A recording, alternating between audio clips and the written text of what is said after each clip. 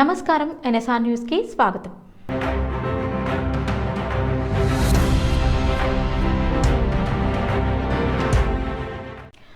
తెలంగాణ వ్యాప్తంగా 40% ప్రాతినిధ్యం వహిస్తున్న పట్టణ ఓటర్లు ప్రతి ఒక్కరూ మున్సిపల్ ఎన్నికల్లో తమ ఓటు హక్కును వినియోగించుకోవాలని మంత్రి పొన్నం ప్రభాకర్ కోరారు. సిద్దిపేట జిల్లా హుస్నాబాద్ ఎమ్మెల్యే క్యాంపు కార్యాలయంలో ఏర్పాటు చేసిన మీడియా సమావేశంలో మంత్రి మాట్లాడారు. ప్రజాస్వామ్యంలో ఓటు హక్కు అనేది పెద్ద ఆయుధమని, 90% గ్రామీణ ప్రాంత ప్రజలు ఓటు హక్కును వినియోగించుకొని ప్రజాస్వామ్య స్ఫూర్తిని చాటుతున్నారన్నారు.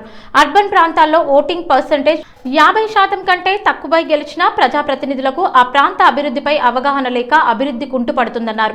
కాంగ్రెస్ ప్రభుత్వంలో పట్టణ ప్రాంతాలకు సంబంధించి కంకణం కట్టుకుని ఒక సమగ్ర ప్రణాళికతో అభివృద్ధి చేస్తున్నామన్నారు. అభివృద్ధి సంక్షేమం రెండు కళ్లలాగా ప్రజాపాలన ప్రభుత్వం ముందుకు వెళ్తుందని, ఉత్సాహంగా మరింత ప్రోత్సాహంగా పనులు చేయడానికి మున్సిపల్ ఎన్నికల్లో కాంగ్రెస్ పార్టీ అభ్యర్థులను గెలిపించాలన్నారు. పట్టణ ప్రజలు దీర్ఘకాలంగా ఎదుర్కొంటున్న సమస్యలను పరిష్కరించడానికి కృషి చేస్తున్నామన్నారు. రాష్ట్రం ఇచ్చే పన్నులతో వచ్చే నిధులతో తప్ప కేంద్రంలోని బీజేపీ ప్రభుత్వం ఏమి ఇవ్వడం లేదన్నారు. ముఖ్యమంత్రి మంత్రులందరం కలిసి రాష్ట్ర అభివృద్ధికి సహకరించమని అనేక సార్లు ప్రధాని, కేంద్ర మంత్రులకు విజ్ఞప్తి చేసిన బడ్జెట్లో తెలంగాణ పట్ల వివక్ష చూపారన్నారు. గల్లీ ఎలక్షన్లలో కాంగ్రెస్ ఉంటేనే రాష్ట్రంలో అధికారంలో ఉన్న కాంగ్రెస్ పార్టీ గల్లీ సమస్యలను పరిష్కరించగలుగుతుందన్నారు. బీఆర్ఎస్ పార్టీకి పూర్తిగా అవకాశం లేకపోవడంతో అటు బీజేపీతో కలిసిపోయే ప్రయత్నం చేస్తుందన్నారు. అభివృద్ధి, సంక్షేమం, మౌలిక సదుపాయాల కల్పన అనే ప్రధాన సూత్రాలతో తమ ప్రభుత్వం ముందుకెళ్తుందన్నారు. బాధ్యత గల ఓటర్ మహాశైల నిర్ణయం మేరకు అభివృద్ధి చేసే అవకాశం ఉంటుంది. ఓటింగ్ పర్సెంటేజే తక్కువై అందులో మళ్ళా 0.5% అంటే 50% కంటే తక్కువ వచ్చిన వాళ్ళు కూడా ప్రజాప్రతినిధి కావడం వల్ల ఆ ప్రాంత అభివృద్ధికి సంబంధించి స్పష్టత ఉండలేదు. కాబట్టి అర్బన్ ప్రాంతంలో జరిగేటువంటి మున్సిపల్ కార్పొరేషన్స్ రేపు జరిగేటువంటి ఎన్నికల్లో అందరూ తప్పకుండా విధిగా ప్రజాస్వామ్యాన్ని గౌరవిస్తూ ఓటు హక్కును వినియోగించుకోవాలని కోరుతాం. కాంగ్రెస్ ప్రభుత్వంలో పట్టణ ప్రాంతాల అభివృద్ధికి సంబంధించి ఒక కంకణం కట్టుకొని నిధులు లేకుండా పూర్తిగా ఇబ్బందికర పరిస్థితులను ఎదుర్కొనే విధంగా భారతీయ జనతా పార్టీ నాయకత్వం చేసింది. అందుకే వాళ్ళకు గుణపాఠం చెప్పాలి. గల్లీలో ఎలక్షన్, ఢిల్లీ ఎలక్షన్ కాదు. గల్లీ ఎలక్షన్లలో కాంగ్రెస్ ఉంటేనే ఇలా రాష్ట్రంలో అధికారంలో ఉన్న కాంగ్రెస్ పార్టీ గల్లీలో ఉన్న సమస్యలు పరిష్కరించగలుగుతుంది. టీఆర్ఎస్ పార్టీ అయితే 10 సంవత్సరాల అధికారంలో ఉన్నాడు. వాళ్ళ పాలక వర్గాలు ఉన్న చోట అనేక సందర్భాల్లో పూర్తిగా ఒక చెడు లైక్ కరీంనగర్ మున్సిపల్ కార్పొరేషన్ లాంటి దగ్గర పూర్తిగా అవినీతికి కూపంగా మార్చేసినటువంటి పరిస్థితి. అందుకే అటు బీఆర్ఎస్ పార్టీకి పూర్తిగా అవకాశం లేనటువంటి పరిస్థితుల్లో భారతీయ జనతా పార్టీతో కలిసిపోయేటువంటి ఒక ప్రయత్నం చేస్తున్నటువంటి సందర్భంలో ప్రజలు అప్రమత్తమై అర్బన్ డెవలప్మెంట్ను ఆకాంక్షిస్తూ జరుగుతున్న మున్సిపల్ ఎన్నికల్లో కాంగ్రెస్ అభ్యర్థులను గెలిపియండి. ఫోన్ ట్యాపింగ్ వ్యవహారం తెలంగాణ రాజకీయాల్లో దుమారం రేపుతోంది. పొంగులేటి శ్రీనివాసరెడ్డి చేసిన వ్యాఖ్యలు సంచలనంగా మారాయి. ప్రభుత్వంలో ఉన్న సమయంలో తమ అంతర్గత సమాచారం ఎలా బయటకు వెళ్తుందో అర్థం కాక అనుమానం కలిగేదని మంత్రి పొంగులేటి వెల్లడించారు. మంత్రులు, నాయకులు పరస్పరం మాట్లాడుకున్న కీలక విషయాలు, కాన్ఫరెన్స్ కాల్స్ వివరాలు బయటకు లీక్ కావడంపై అప్పట్లోనే అనుమానాలు వ్యక్తమయ్యాయని తెలిపారు. ముఖ్యంగా తాము మాట్లాడుకుంటున్న కాన్ఫరెన్స్ కాల్స్ ఎవరో వింటున్నట్లు స్పష్టమైన సంకేతాలు కనిపించేవని మంత్రి పేర్కొన్నారు. అంతర్గతంగా మాత్రమే ఉండాల్సిన సమాచారం మీడియా, రాజకీయ వర్గాల్లో చర్చకు రావడంతో ఇది సాధారణ విషయం కాదనే భావన అప్పుడే కలిగిందని అన్నారు. ఈ క్రమంలోనే మాజీ సీఎం కేసీఆర్ పాత్రపై అనుమానాలు వ్యక్తం చేశారు. కేసీఆర్ మామిడి తోటలో కూర్చుని ఫోన్ ట్యాపింగ్ చేస్తూ మా ఫోన్లు వింటున్నాడేమో అనే అనుమానం మాకు ఉండేదని వ్యాఖ్యానించారు. కేసీఆర్ వద్ద ఫోన్ ట్యాపింగ్ కి సంబంధించిన ప్రత్యేక పరికరాలు ఉండొచ్చని కూడా అనిపిస్తోందని ఆయన తెలిపారు. ఈ అంశాన్ని ప్రస్తుత ప్రభుత్వం అత్యంత సీరియస్ గా తీసుకుందని స్పష్టం చేసిన మంత్రి, కేసీఆర్ దగ్గర ఉన్న ఎక్విప్మెంట్ ను బయటపెట్టే దిశగా చర్యలు తీసుకుంటున్నామని వెల్లడించారు. ఫోన్ ట్యాపింగ్ ఆరోపణలపై సమగ్ర విచారణ జరుగుతుందని, చట్టానికి అతీతంగా వ్యవహరించిన వారిని వదిలిపెట్టబోమని హెచ్చరించారు. మంత్రి చేసిన ఈ వ్యాఖ్యలతో ఫోన్ ట్యాపింగ్ కేసు మరింత మలుపు తిరిగినట్లుగా మారింది.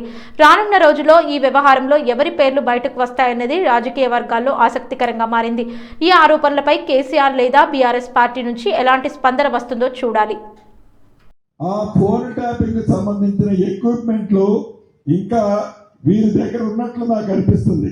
కాన్ఫరెన్స్ లో నేను తీసుకున్న కాల్ని నేను ఏం మాట్లాడానో అని మీరు అడుగుతున్నారో, వీరి దగ్గర ఫోన్ ట్యాపింగ్ చేసి ఉండకపోతే ఇప్పుడు కూడా చేస్తున్నారు. దీన్ని బట్టి ప్రభుత్వం సీరియస్ గా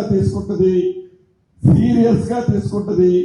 ఈ ఫోన్ ట్యాపింగ్ ఎక్విప్మెంట్ ఇంకా ఉన్నది అని నిర్ధారణ అవుతుంది. కాబట్టి తప్పకుండా ఈ ఫోన్ ట్యాపింగ్ సంబంధించిన దాంట్లో వీరి పాత్ర ఏముందో కూడా ఈ ప్రభుత్వం ఓపెన్ చేస్తది. ఇంకా ఎన్ని ఎక్విప్మెంట్లు ఏ మామిడి తోటలలో ఏ ఫామ్ హౌసెస్ లో ఎవరు ఇంట్లో ఉండి ఇంకా దొంగతనంగా ఈ ఫోన్ ట్యాపింగ్ లో ఎంతమంది వింటున్నారో ఈ ప్రభుత్వం ఎంక్వైరీ చేసి వారిని కూడా చట్టరీత్యా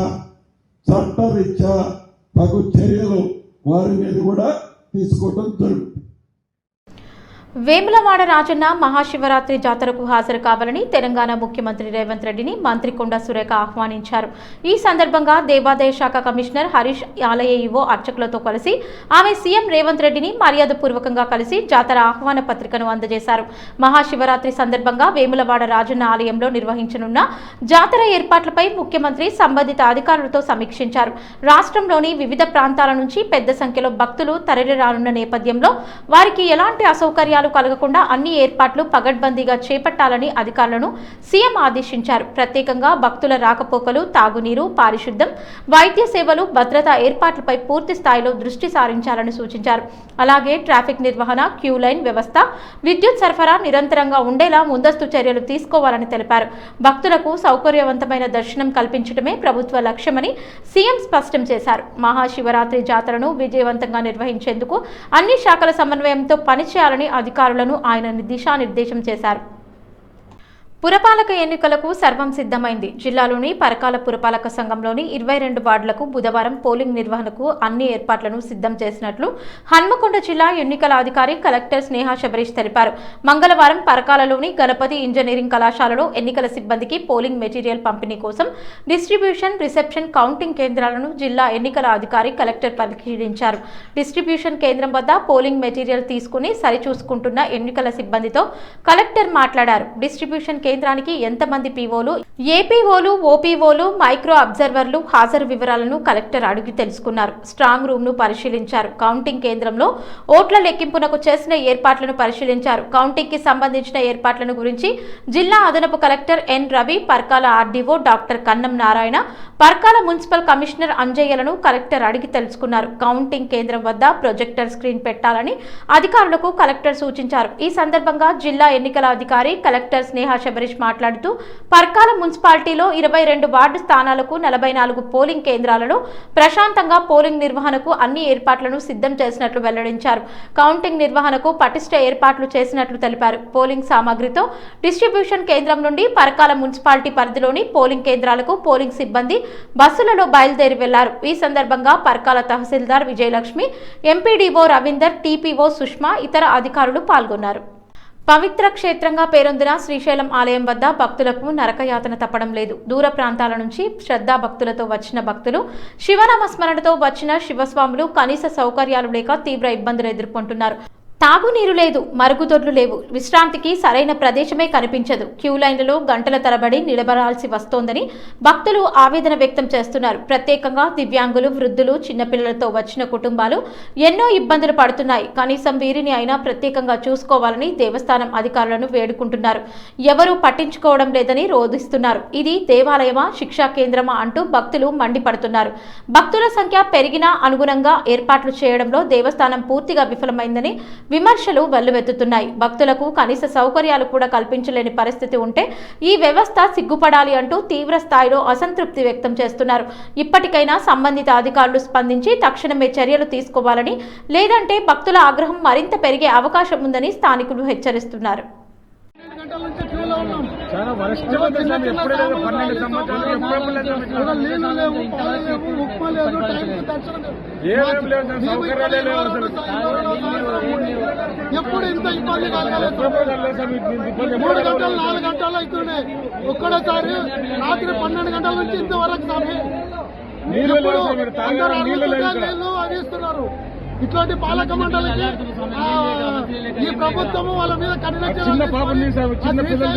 వాళ్ళకు బుద్ధి కలిగించాలని కోరుకుంటూ రాత్రి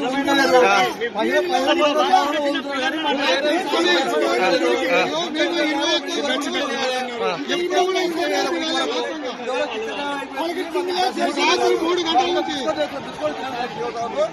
గంటల నుంచి పాలు నీళ్ళు ఇస్తే తాగుతారు.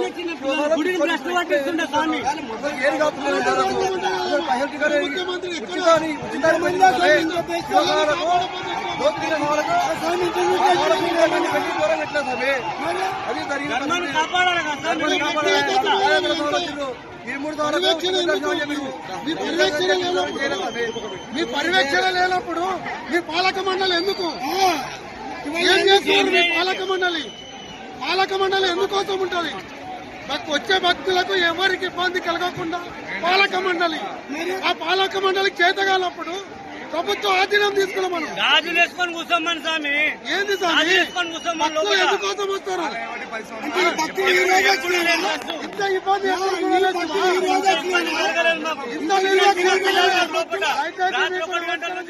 పాలక మండలికి నమస్కారం. హన్మకొండ జిల్లా ఎల్కతుర్తి మండల కేంద్రంలో వైన్ షాప్లో తమకు నచ్చిన మందు కాకుండా వ్యాపారులకు లాభం వచ్చే మందులను మాత్రమే అమ్ముతున్నారని మందుబాబులు ఆందోళనకు దిగారు. ఈ మేరకు ఎల్కతుర్తి మండల కేంద్రంలోని వైన్స్ ముందు కాసేపు ధర్నాకు ఉపక్రమించారు. వైన్ షాప్ సెంటర్లను మూసేసి మాకు నచ్చిన మందులు మాత్రమే సప్లై చేయాలని డిమాండ్ చేశారు. కేవలం లాభాల కోసం వారికి నచ్చిన బ్రాండ్లనే కౌంటర్లో ఉంచి అమ్మకాలు చేస్తున్నారని ఆరోపించారు. గంట పాటు దుకాణాలను మూసివేసిన అనంతరం స్థానిక పోలీసులు వచ్చి ఆందోళనకారులకు నచ్చచెప్పారు. వ్యాపారులకు సైతం చెబుతూ నిబంధనల మేరకు నడుచుకోవాలని సూచించారు. వైన్ షాప్ నిర్వాహకులు బీర్ బాటిళ్లు మరియు కొన్ని రకాల మందులను వైన్ షాప్ నుండి బెల్ట్ షాప్లకు సప్లై చేస్తున్నారని స్థానికులు తెలియజేస్తున్నారు. అందువల్లనే వైన్ షాపుల్లో అన్ని రకాల మందులు ఉండడం లేదని స్థానిక ప్రజలు తెలియజేస్తున్నారు. బెల్ట్ షాప్లకు పర్మిషన్ లేకపోయినా మద్యం అమ్మకాలు వైన్ షాప్ నిర్వాహకులు చేస్తున్నారని వారిపై కఠిన చర్యలు తీసుకోవాలని స్థానికులు కోరుచున్నారు. బెల్ట్ షాపులను కాకుండా వైన్ షాప్లో అన్ని రకాల మందులు అందే విధంగా వైన్ షాప్ నిర్వాహకులు చూడాలని కోరారు. షాపులు అమ్ముతాలట, బీర్లు ఖచ్చితంగా ఉండాలి. అమ్మిదానికో చేటు కాడి ఎవరు కావాలి ఫస్ట్ భయపడేవి ఏం బీర్ లేవు ఇప్పుడు ఏం మళ్ళా ఓసి మందు మిగతాది కలిసేస్తుంది గగ్గొస్తుంది. న్యాయంగా మందు తయారు చేయమని మందు ఖచ్చితంగా డబ్బులు తీసుకోమని రేటు బాగా పెంచారు.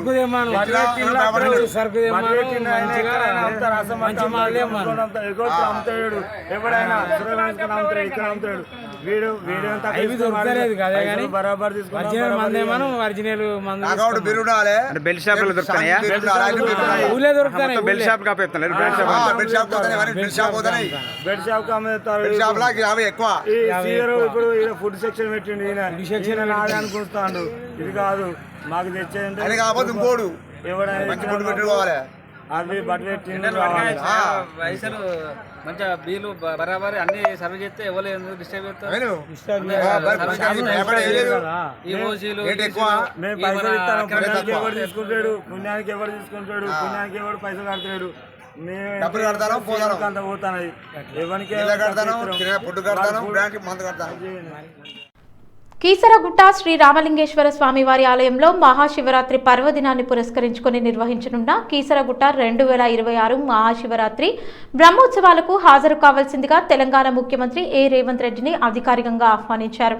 ఈ సందర్భంగా మంత్రి కొండ సురేఖ, దేవాదాయ శాఖ కమిషనర్ హరీష్, ఆలయ ఈవో సుధాకర్ రెడ్డి, ఆలయ కమిటీ చైర్మన్ వెంకటేష్ ముఖ్యమంత్రిని మర్యాదపూర్వకంగా కలిసి బ్రహ్మోత్సవాల ఆహ్వాన పత్రికను అందజేశారు. ఈ భేటీలో ఆలయ అర్చకులు ముఖ్యమంత్రి రేవంత్ రెడ్డికి ప్రత్యేక పూజలు నిర్వహించి శివుని ఆశీర్వచనాలను అందించారు. మహాశివరాత్రి సందర్భంగా కీసరగుట్టకు రాష్ట్రంలోని వివిధ జిల్లాలతో పాటు పొరుగు రాష్ట్రాల నుంచి కూడా పెద్ద సంఖ్యలో భక్తులు తరలివచ్చే అవకాశం ఉన్న నేపథ్యంలో ఉత్సవాల నిర్వహణపై ముఖ్యమంత్రి అధికారులతో చర్చించారు. భక్తులకు ఎలాంటి అసౌకర్యాలు కలగకుండా అన్ని ఏర్పాట్లు సమర్థవంతంగా చేపట్టాలని, ముఖ్యంగా దర్శన సౌకర్యాలు, తాగునీరు, పారిశుద్ధ్యం, వైద్య సేవలు, భద్రతా చర్యలపై ప్రత్యేక శ్రద్ధ వహించాలని సీఎం సూచించారు.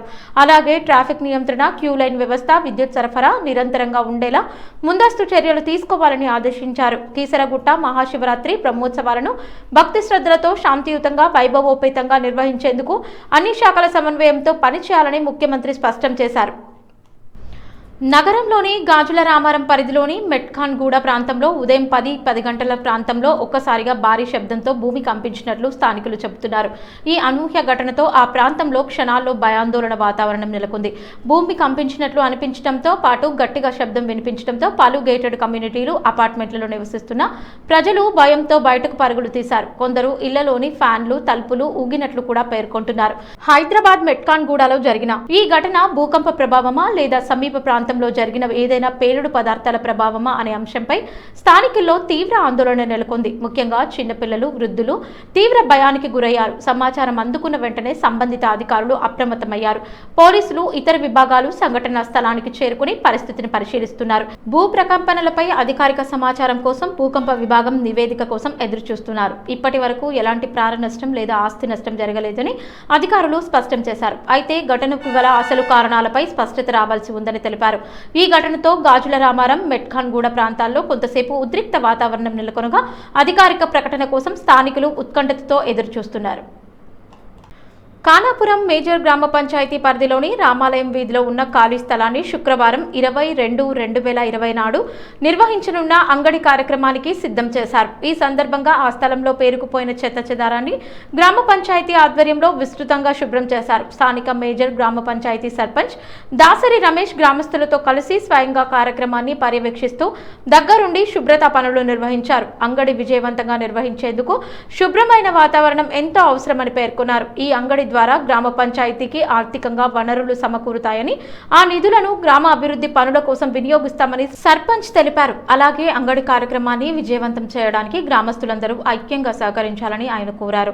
గ్రామ అభివృద్ధిలో ప్రతి ఒక్కరి భాగస్వామ్యం కీలకమని పేర్కొన్నారు. ఈ శుభ్రత కార్యక్రమంలో ఉప సర్పంచ్ ఉప్పు రాజు, వార్డు సభ్యులు వేములపల్లి వెంకట ప్రసాదరావు, మాజీ సర్పంచ్లు తక్కలపల్లి రమేష్, పరుచూరి సుబ్బారావు పాల్గొన్నారు.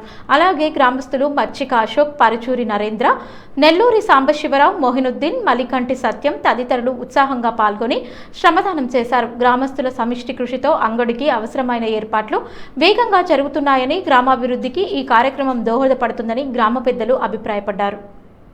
ప్రభుత్వ వ్యవస్థల నిర్లక్ష్యానికి ఒక ఘటన అద్దం పట్టింది. బైక్ పైనే 10 కిలోమీటర్ల మేర మృతదేహం తరలింపు హృదయ విదారకంగా మారింది.